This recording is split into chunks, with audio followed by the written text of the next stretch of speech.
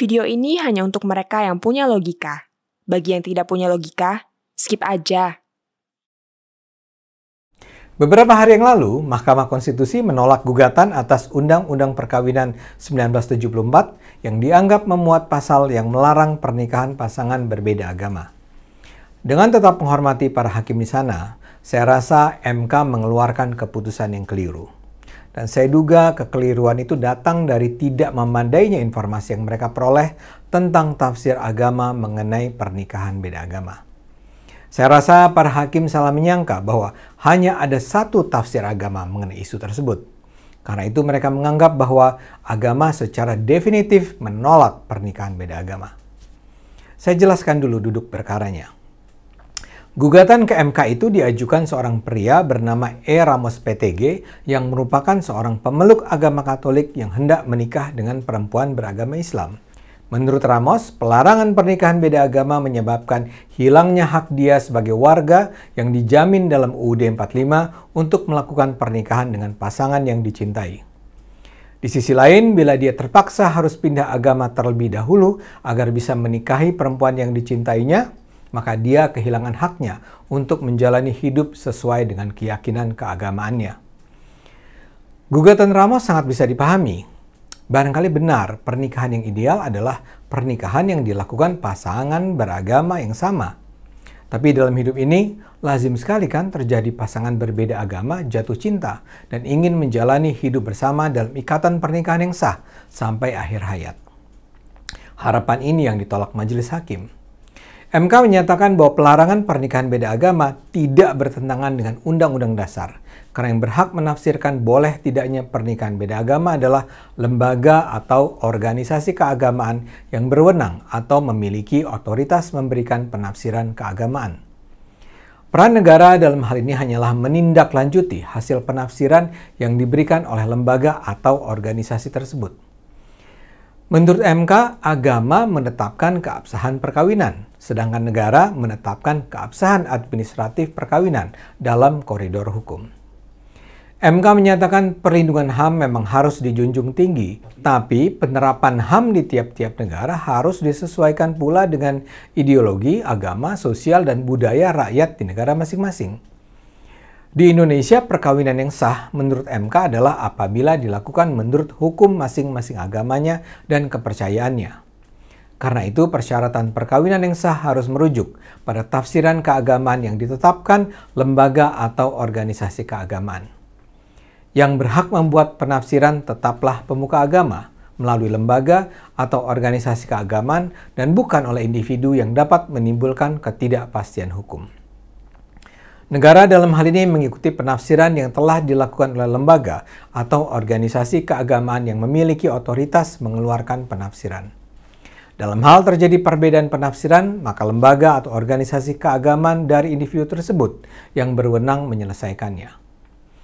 Dinyatakan pula bahwa bila ada anggapan bahwa undang-undang perkawinan tidak memberikan kepastian hukum, maka jalan keluarnya adalah perubahan undang-undang tersebut. Yang jadi pangkal persoalan dalam kasus pernikahan beda agama ini adalah pasal dalam undang-undang yang menyatakan bahwa perkawinan adalah sah apabila dilakukan menurut hukum masing-masing agamanya dan kepercayaannya itu. Jadi menurut MK, perkawinan beda agama dilarang karena hukum agama memang menyatakan perkawinan beda agama adalah hal terlarang. Pertanyaannya, benarkah hukum agama secara jelas melarang pernikahan beda agama? Nah, dalam penelusuran saya, sebenarnya tidak ada tafsiran tunggal terhadap pasal tersebut. Misalnya saja, Mahkamah Agung di Indonesia pada 20 Januari 1989 menyatakan bahwa Undang-Undang Perkawinan tidak memuat suatu ketentuan yang menyebutkan bahwa perbedaan agama antara calon suami dan calon istri dapat menyebabkan larangan perkawinan. Mahkamah Agung bahkan menyatakan bahwa pasal 27 Undang-Undang Dasar menentukan bahwa segala warga negara bersamaan kedudukannya di dalam hukum, di mana tercakup di dalamnya kesamaan hak azazi untuk menikah dengan sesama warga negara, sekalipun berlainan agama.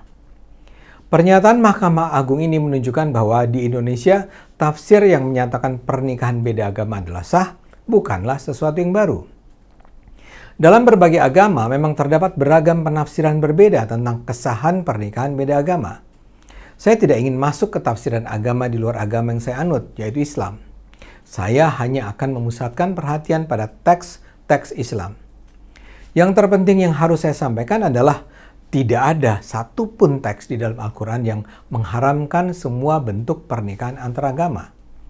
Yang secara jelas dikatakan terlarang adalah pernikahan antara muslim dengan musyrik dan kafir. Ini ada dalam surat Al-Baqarah 221 dan surat Al-Mumtahanah 10. Tapi itu tidak berarti pernikahan beda agama, termasuk pernikahan muslim dengan Nasrani misalnya, adalah sesuatu yang haram. Musyrik dan kafir tidaklah sama dengan non-muslim.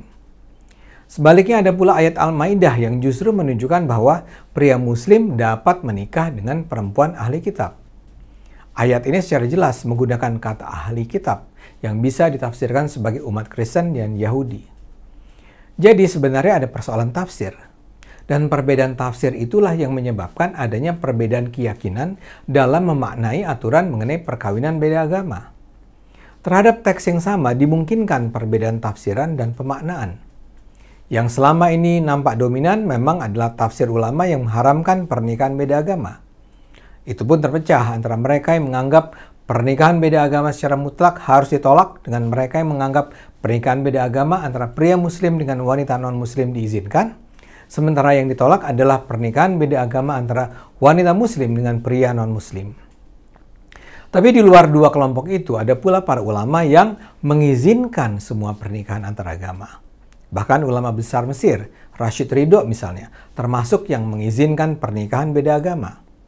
Sejumlah ahli agama Islam di Indonesia pun berpandangan bahwa pernikahan beda agama adalah sah menurut Islam. Perlu juga dicatat bahwa Majelis Ulama Indonesia (DKI) pada 30 September 1986 pernah mengeluarkan fatwa yang membolehkan pernikahan beda agama dengan merujuk pada pandangan ulama seperti Rashid Ridho dan Muhammad Abduh. Memang pada 2000 fatwa MUI ini dibatalkan. Namun yang terpenting, MUI DKI sendiri pernah mengeluarkan fatwa yang membolehkan pernikahan beda agama. Dan fatwa tersebut bertahan selama 14 tahun. Ini kembali menunjukkan adanya perbedaan penafsiran antara ulama sendiri. Jadi ketika sekarang MK menyatakan pernikahan harus dilakukan sesuai agama, itu tidak dapat didefinisikan secara tunggal. Apa yang disebut sebagai hukum masing-masing agama dan kepercayaan itu ternyata dapat ditafsirkan secara beragam. Dengan kata lain, bila seorang muslim menafsirkan ayat Al-Baqarah dan Al-Mumtahanah di dalam Al-Quran itu sebagai larangan pernikahan beda agama, dia tentu berhak untuk menjalankan keyakinannya dan tidak akan menikahi pasangan yang berbeda agama. Namun sebaliknya, bila ada pihak yang menafsirkan bahwa pernikahan beda agama dibenarkan sesuai dengan keyakinan keagamaannya dengan merujuk pada ayat-ayat Al-Quran, dia tentu berhak untuk menjalankan keyakinannya dan menikah dengan pasangan berbeda agama. Saya ragu apakah majelis hakim memang memperoleh informasi tentang keragaman tafsir tersebut. Dengan segenap hormat, Mahkamah Konstitusi nampaknya mengambil keputusan yang keliru. Ya, tapi para hakim memang bukan manusia sempurna. Kita harapkan saja DPR nanti bisa melahirkan revisi Undang-Undang Perkawinan yang memungkinkan pasangan-pasangan beda agama di Indonesia memenuhi harapannya. Ayo gunakan akal sehat. Karena hanya dengan akal sehat, Indonesia akan selamat.